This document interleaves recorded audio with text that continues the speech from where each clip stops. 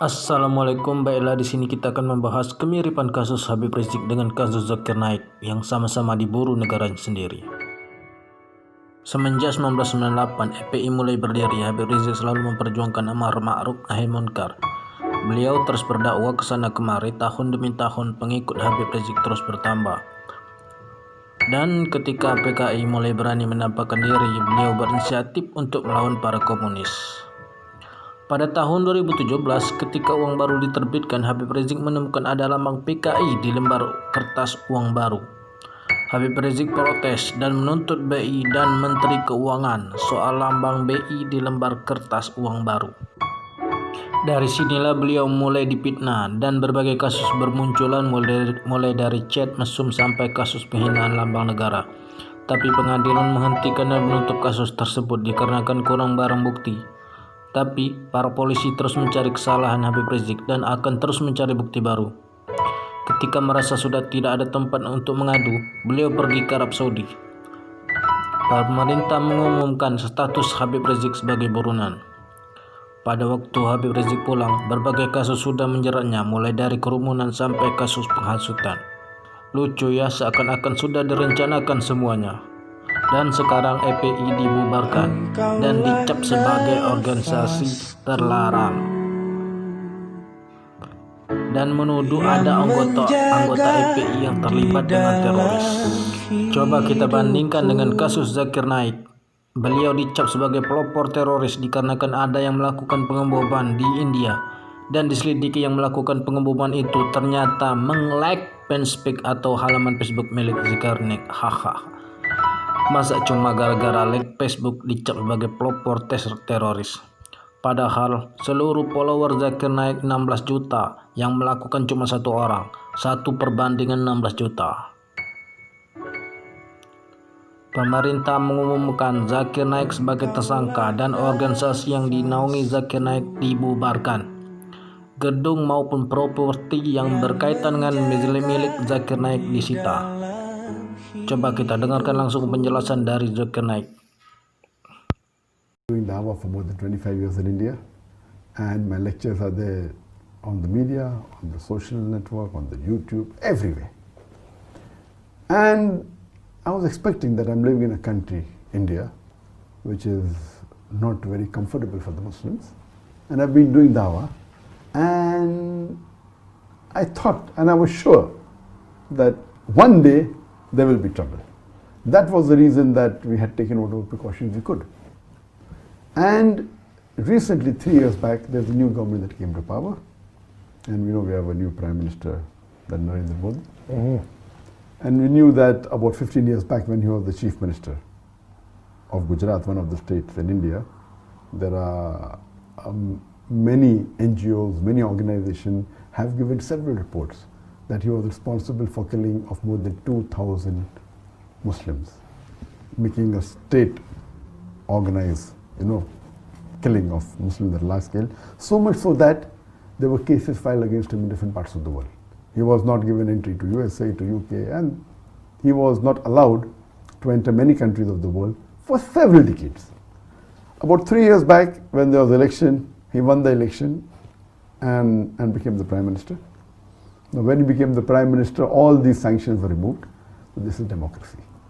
Irrespective who you are, if you are elected, to build relationship, they can put anything down.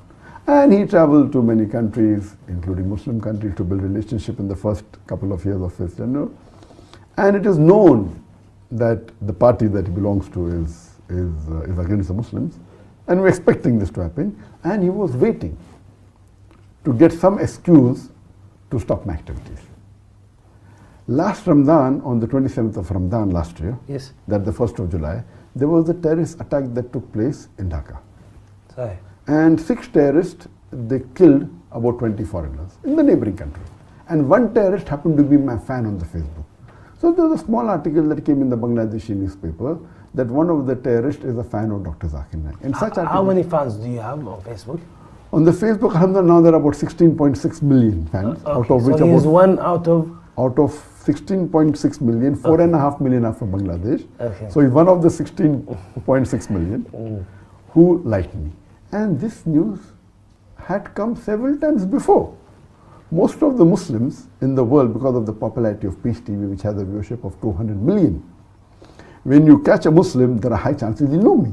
So even the terrorist attack that took place, whether in Glasgow or New York or Australia, when they catch a Muslim, he's been seeing my videos.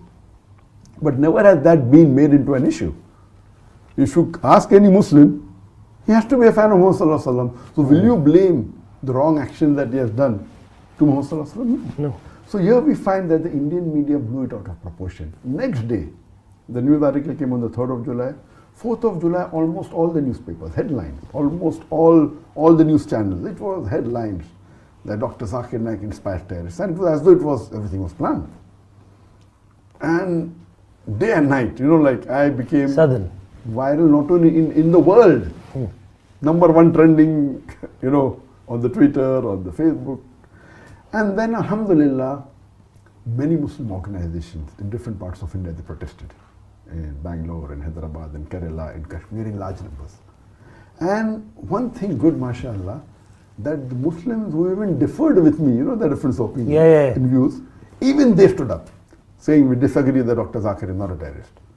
And mashallah, there was big protest, so much so that the Indian government had 4 different teams, IB, National Investigation Agency, they had the Intelligence Bureau, that the Maharashtra Police, that the Bombay Police, CID, all of them, and NI alone had 9 teams, each team hanging, so few hundred.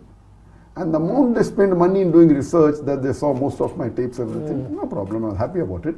After 1 month, on 2nd of August, they were forced to say in the parliament that nothing is wrong found with Dr. Dzakir Naik. We did not find any evidence in his speeches, nor in his lectures. So most of the protest stopped. And I thought that this will surely be their plan. So protest stopped, everything became cool. 3 months later, in November, the same government says that the Muslim personal law in India should be abolished. India has a Muslim personal law. Muslims can follow the law in inheritance and marriage, etc. So all the Muslims again stood in larger numbers to protest against it.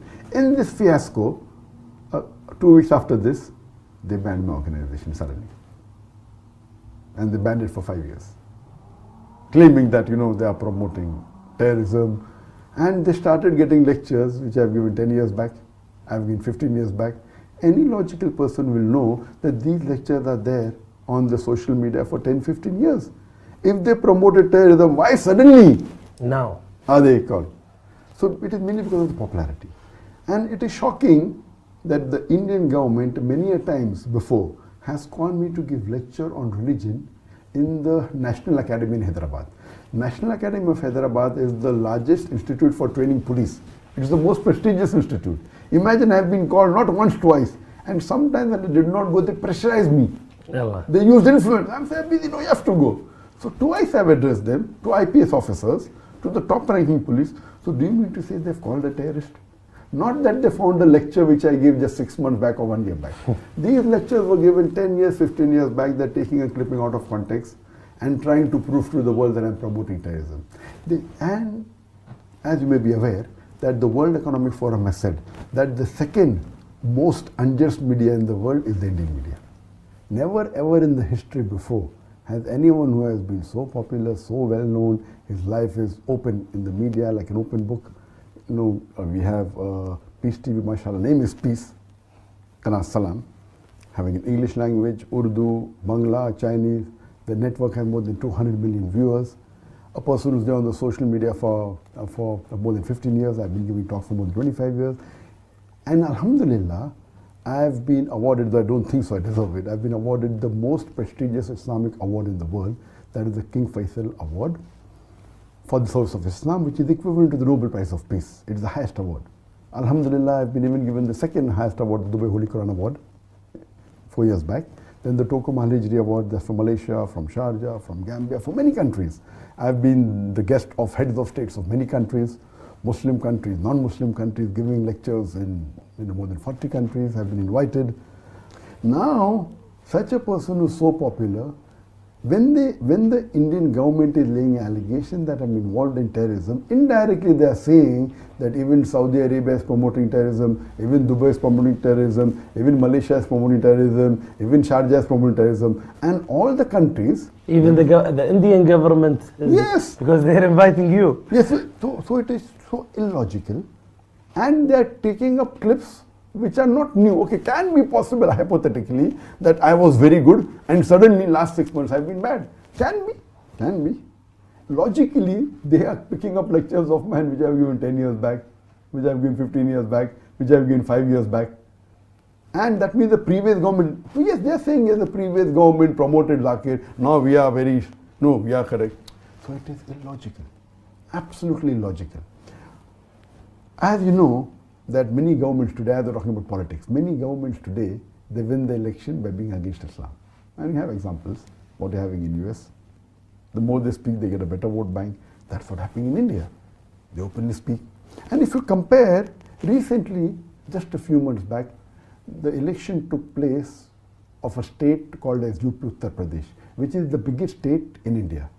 And do you know, the person who stood for election, one of the priest who was a Hindu priest, he told in his election campaign and in his lecture openly that the graves of the Muslim women should be dug and they should be raped. Even after saying this, he won the election. And he belonged to the same party as the Prime Minister of India. And the irony is, not that he only won, they made him the Chief Minister of that state. Yes, that means if you abuse the Muslims, imagine if you compare to any of the allegations they are laying, compared to what he said in public, that you dig the graves of the Muslim women and rape them. Nothing is happening. Is this democracy? What is exactly happening in a few days ago?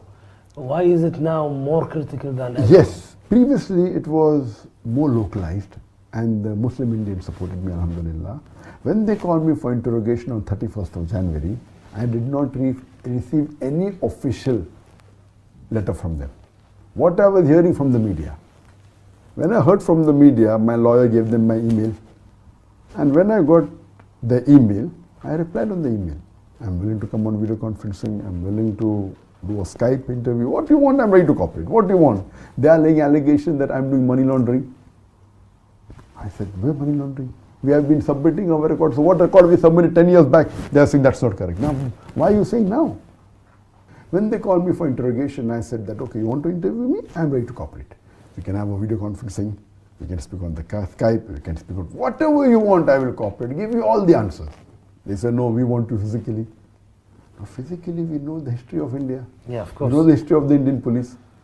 Out of those people, Muslims arrested for terrorism, 98% are let free. But after 10 years, after 15 years, their lives are ruined. Recently, a few months back, a Muslim by the name of Abdul Wahid, he was arrested on charges of terrorism, then was let free after 8 years, then writes a book. What was done with him? How he was tortured. The first grade of torture, second grade, third grade, fourth grade. He says how they do mental torture first, then how they take out clothes, how they put current on the private parts. All this he mentioned in black and white. How do they do physical torture, third grade. And the fourth grade is they even molest the lady family members, the mothers of the victim, the sisters of the victim, until they give in, until they sign forged documents. So this is known to the world. And you expect me to go back, do you think I'm a fool? Some people say that, oh, why are you a coward? I said, I'm not a coward, it is the sunnah of the Prophet. It is the sunnah of Muhammad sallallahu alaihi wasallam. He did hijrat. Right. When it's difficult to practice your deen and propagate your deen there, India, by law, we are allowed to preach and propagate our religion. I did not break a single law of the Indian law, not a single. It's allowed by law for me to preach and propagate and practice my faith. Muhammad sallallahu alaihi wasallam is the best example. And alhamdulillah, it's a blessing of Allah subhanahu wa ta'ala that He took us out of India at the right time. The times are getting from bad to worse. And I was aware that, mashallah, you see on the videos, there are non-Muslims, there are Hindus who respect me. The majority of the Hindus, they are good. They love the Muslims. It is these politicians who actually instigate them to do action against the Muslims. Now in India, Muslims are being lynched because on allegation that they're eating beef, They're hanged in public. He didn't have beef, he had meat. And then the police is saying, we'll do investigation whether it was beef or meat. Nonsense. You're hanging a person in public. So now the times in India is very bad. I'm thanking Allah subhanahu wa ta'ala, it took me out at the right time. As far as the investigation is concerned, I am ready to cooperate, but they don't want me to interrogate on the phone. Because when they do it on the phone or in the media, I would love, let the audience, let it be an open interrogation. Why are you wanting a private? Because you know that you have something to hide. In privacy, you can surely threaten me. You can torture.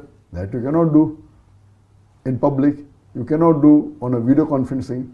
So this is nothing but tactics. Now the media is saying, because they gave me 3 summons and I did not respond to that, now they have put an unbailable warrant against me.